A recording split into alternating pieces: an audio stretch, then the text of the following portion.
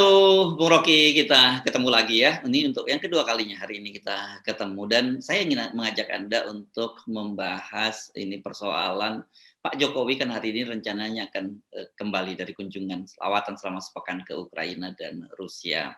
Nah, kita akan bahas soal itu dan bagaimana peran Indonesia di kancah global. Tapi sebelumnya kita mesti update dulu karena ternyata angka COVID ini sekarang melonjak tinggi ya, waspada sekali. Banyak orang-orang sekitar kita, orang dekat kita juga yang terkena COVID, jangan dianggap sudah selesai dan orang sudah euforia, kan gitu ya, Bung Rocky?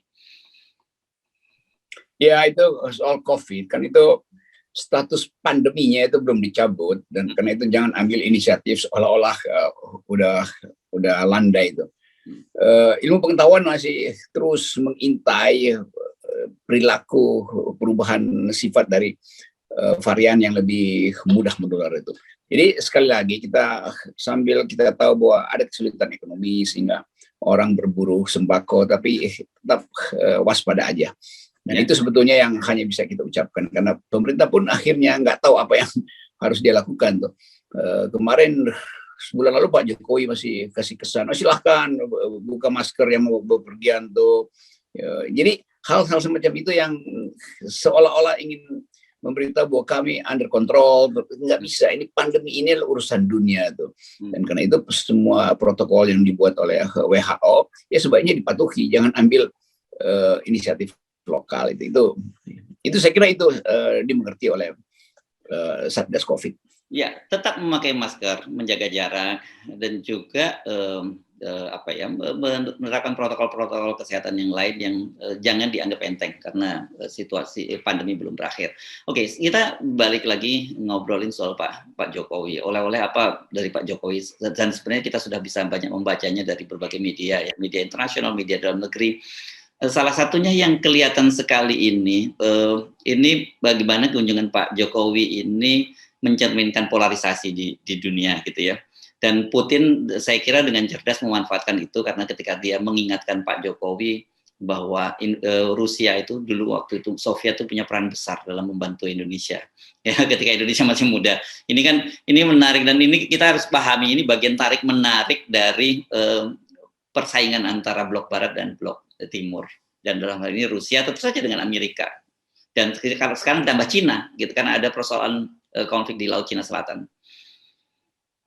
Ya, itu yang bagian itu yang kurang dibicarakan dalam politik kita tuh. Padahal di depan mata seluruh problem global itu akan masuk ke Indonesia tuh. Karena kalau kita sebut kita punya kedudukan strategis memang, dan kedudukan itu yang bikin kita rawan. Karena persiapan kita untuk menghadapi potensi perang itu tidak diimbangi oleh kemampuan atau kecerdasan diplomasi itu. Sebaliknya, Presiden Jokowi setiap kali berupaya untuk mengajukan proposal diplomasi itu kayaknya wartawan asing udah anggap ya ini kalau si Presiden Indonesia datang satir apa yang akan kita buat tuh. Karena memang nggak ada satu prestasi pun dari Jokowi di dalam fora internasional. Lain misalnya kalau udah keseriusan, Pak Jokowi bisa bilang, oke, saya serius untuk ikut terlibat dalam politik dunia, terutama mencegah perang, maka saya bikin tim. Siapa tim yang paling bagus? Yang punya pengalaman tuh Yusuf Kalla, yang punya pengalaman tuh SBY itu. Jadi sebetulnya minta aja kan tolong supaya ada tim sebagai penasehat negara, bukan penasehat pemerintah dalam soal-soal semacam itu tuh. Nah kalau yang sekarang terjadi itu ya mungkin yang dulu kita sebut ada semacam West Wing di istana yang mengolah isu-isu itu, ternyata nggak bekerja. Kan mereka bisa mengantisipasi bagaimana bahasa tubuh Putin kalau menerima Indonesia tuh. Itu nggak diantisipasi. Putin kelihatannya ya gitu-gitu aja. Bahkan dianggap, mungkin Putin anggap ini ngapain sih ini orang nih ganggu-ganggu gue lagi mau perang kok. Lu siapa? Kira-kira begitu kan. Sehingga profil Indonesia akhirnya Presiden Jokowi nggak dapat poin di luar negeri. Jadi apa sebetulnya intinya mau pergi mengajukan proposal perdamaian, tapi dalam pembicaraan proposal bisnis, yaitu proposal Indomie kan itu jauh sekali. Itu pentingnya ada semacam tim awal untuk membaca apa kepentingan NATO, bagaimana NATO melihat kalau Indonesia ketemu Zelensky dibandingkan dengan ketemu Putin. Jadi hal yang ada di dalam logbook diplomasi itu nggak dipakai. Kenapa itu nggak dipakai? Karena presiden hanya ingin dapat headline. Pernah berkunjung di medan perang, lalu dibuatlah narasi dan memang udah disiapkan. Itu lebih hebat dari Soeharto, lebih hebat dari SBY, macam-macam tuh. Jadi bayangkan misalnya kehebatan itu udah dipromosikan sebelum presiden mengucapkan sesuatu di depan publik internasional. Kan framing semacam ini yang membuat kita muak sebetulnya dengan kerjaan buzzer, atau memang istana desain itu tuh. Seolah-olah publik Indonesia nggak punya akses ke wartawan asing, cuman bisa lihat Kompas TV atau Metro TV itu kan. Jadi padahal semua orang itu tahu apa yang terjadi di Rusia ketika Jokowi datang, lalu ada terjemahannya, bahkan bahwa sebetulnya intinya tuh nggak ada kemampuan kita berdiplomasi. Demikian juga kunjungan ke Zelensky dan terakhir ke Uni Eropa, UEA. Uni Emirat Arab. Ya, ini ya saya kira gini, kita ingin mendidik, bukan mendidik lah, terlalu ini ya. Kita ingin membantu publik untuk melihat sesuatunya secara proporsional. Jangan kemudian, karena saya lihat mulai ada digoreng-goreng gitu, dibanding-banding. Kenapa waktu Pak Jokowi bertemu dengan Putin bisa duduk dengan sangat dekat, bersalaman, berbeda sekali dengan ketika menerima Macron atau kepala-kepala negara lain yang duduknya berjauhan dan sebagainya. Memang ini simbol-simbol gitu ya di dalam diplomasi. Dan tentu saja Putin ketika berhadapan dengan Macron dan kepala negara Eropa lainnya, dia dalam posisi ada barrier psikologis karena mereka saling berhadapan kan. Sementara Indonesia ini tentu Putin berkepentingan untuk menarik Indonesia dalam proksi Rusia, karena dengan dia mengingatkan bahwa dulu waktu masih bernama Soviet, mereka banyak membantu Indonesia, itu kan pesannya saya kira jelas gitu. Iya tuh. Ya itu zaman Bung Karno itu pasti hubungan poros Moskow juga dibuka melalui CC, Partai Komunis Indonesia itu, yang kemudian dianggap sebagai double agent sebetulnya tuh. Jadi sebetulnya kita punya sejarah diplomasi yang cukup dengan Rusia. Kan mestinya itu yang kita evaluasi kan. Bahkan kita untuk menghormati Rusia yang membangunkan beberapa rumah sakit di Indonesia, kita pakai nama Rumah Sakit Persahabatan. Kan itu kita tahu itu persahabatan Rusia dan Indonesia itu. Kita taruh nama Patrice Lumumba di situ untuk menghargai Blok Timur. Lalu ada nama Soekarno di Rusia. Jadi sebetulnya fasilitas kebudayaan itu mesti dibaca dulu supaya presiden mulai dengan narasi itu. Sehingga publik internasional tidak mengolok-olok presiden. Paling enggak kalau Indonesia ke situ ada jejak historis kenapa Indonesia ke Rusia. Tapi yang terbaca akhirnya cuman presiden mau agar supaya supply bisnis, supply pangan itu nggak diganggu. Jadi bukan soal perdamaian, tapi soal kepentingan Indonesia. Lalu orang bongkar pangan Indonesia siapa yang kuasai? Ternyata cuma 2-3 orang oligarki. Jadi dianggap Presiden Jokowi proksi oligarki untuk memuluskan menjamin ada supply supaya industri pangan Indonesia yang dikuasai oligarki yang mulus kan. Jadi itu yang saya sebut tadi, ketidakmampuan untuk membaca prospektif itu kan. Dan itu sebetulnya harusnya itu nggak terjadi, sehingga bagaimanapun presiden ada di situ bisa disulap isunya bahwa presiden memang berhasil untuk memberi semacam nuansa perdamaian. Dan itu nggak ada sama sekali, justru terbalik pemerintahan di luar negeri. Dan itu adalah tanggung jawab diplomasi Setnek dan Depluh yang gagal. Nah, kegagalan itu dari awal kita udah antisipasi, karena ngapain cengeng untuk pergi seolah-olah bisa namain 2 raksasa. Ya, kan sebenarnya kita bisa langsung melihat ya bagaimana ketika Pak Jokowi masih berada di Moskow itu ya, baru saja meninggalkan Ukraine, itu langsung Rusia membombardir Ukraine lagi gitu. Tapi di satu sisi kemudian Pak Putin memberikan jaminan, oke, ada pasokan untuk gandum ke Indonesia dan produk-produk pertanian lagi itu dijamin akan lancar kembali. Jadi kan bisa saja kita artikan bahwa oke, menjadi bagian kami, jadi proksi kami, kita jamin pasok kebutuhan bahan baku bahkan pangan ke Indonesia. Soal urusan perang biar gue yang ngurus deh, gue tetap hajar aja Ukraine, kan gitu jadinya. Jadi itu yang kita sebut memalukan. Akhirnya berbalik, Indonesia itu dijebak oleh Putin kan, jadi begitu kan. Jadi ya udah, bahkan nggak ada kesetaraan di situ kok. Putin langsung bilang, udah lu pulang deh, gue mau timpa nih orang yang macam-macam depan gue, urusan makanan lu gampang deh gue kirim. Kira-kira begitu kan. Jadi preman ini menganggap bahwa ini apa sih, ini kayak kayak pecundang, tapi tiba-tiba masuk jago nasehatin preman di jalanan yang udah malang melintang dan tahu apa yang disebut kekerasan itu kan. Jadi sebetulnya kemampuan diplomasi kita dangkal sekali itu. Karena dengan mudah kita merasa ya elah, disuruh pulang, malah disuruh tungguin deh, beras gue ntar lagi nyampe di situ. Tapi lu nggak ngerti tentang perang, kira-kira begitu. Jadi bagian ini yang membuat orang akan catat loh dalam sejarah, terutama mereka yang studi politik internasional akan lihat bahwa profil Indonesia itu dipecundangi oleh atau presiden Indonesia dipecundangi oleh Presiden Putin. Lalu nanti akan ada disertasi untuk melihat kenapa Indonesia tidak punya profil internasional. Padahal sebetulnya Khrushchev dan Soekarno itu setara, kalau lagi ngobrol atau lagi bercanda itu setara aja kan. Itu nggak ada lagi. Sekarang kita dianggap sebagai anak kecil oleh si Putin. Ya. Ya, ini kita ingin menyampaikan ini bukan hanya sekedar ingin mengolok-olok ya. Orang kan biasanya gitu nganggap ini kerjaannya cuman nyinyirin Pak Jokowi, ngolok-olok. Ini bukan.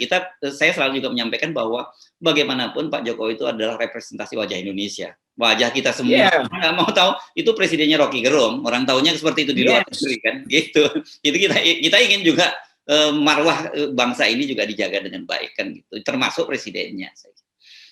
Ini jelas kita menghajar Presiden Jokowi di dalam negeri karena kemampuan kebijakannya yang buruk. Tapi kalau di luar negeri kan dia adalah presiden dari negara Indonesia, yang saya adalah warga negara, FNN dan warga negara. Jadi kita tersinggung kenapa kemampuan presiden saya di luar negeri seolah-olah atau bukan seolah memang dilecehkan. Jadi maka kita tagih siapa yang memberi presiden untuk pergi ke sana tanpa persiapan kan, itu aja kan. Ya. Lalu mungkin diam-diam nggak ada yang mau terangkan, tapi semua mengaku ya memang presiden ingin pencitraan. Nah, kita hajar lagi dong, kenapa mau pencitraan tuh? Jadi ini logis karena ada datanya tuh. Nanti dianggap kok mengolok-olok presiden sendiri. Bukan, yang kita olok-olok adalah strateginya yang dungu, bukan presidennya tuh. Jadi itu sebetulnya tuh. Jadi seringkali buzzer ini atau mereka para pendukung Jokowi ingin segera memuji itu tanpa bikin proyeksi. Lalu kita mungkin akan diolok-olok sebagai orang yang nggak menghargai Presiden Jokowi. Padahal sebetulnya kita ingin dapat penghargaan dari player global tentang kemampuan kita berdiplomasi. Tetapi yang dibawa oleh Presiden Jokowi kan bukan diplomasi, tapi merengek sebetulnya tuh. Jadi itu intinya tuh. Jadi sebagai warga negara kita kesel dengan keadaan ini. Bukan kita ingin menghina presiden, karena faktanya presiden diolok-olok di luar negeri kan. Kan kalau persiapannya bagus nggak akan begini jadinya. Jadi fasilitas-fasilitas sejarah, kemampuan untuk lobby lebih awal itu nggak dilakukan. Sehingga ya kejebak aja. Dan tadi saya katakan bahwa kita dianggap anak kecil oleh Putin. Itu kan bikin kita kesel kan. Ya. Karena kemampuan presiden memang ya setara kemampuan anak kecil. Ya. Itu bahasa itu sebenarnya tersirat dengan mengingatkan bahwa ketika negara ini masih muda, gitu, maksudnya Indonesia masih muda, Rusia pada waktu itu Soviet itu membantu. Itu saya kira mesti dari bahasa yang tersirat itu yang mesti kita pahami. Iya, kira-kira begitu kata Putin. Udahlah, gue tahu lu memang kita nggak pernah bantu kalian tuh. Dan bahkan kita pernah bikin poros kok dengan Partai Komunis Indonesia tuh. Sekjen Partai Komunis Indonesia itu jadi semacam agen ya?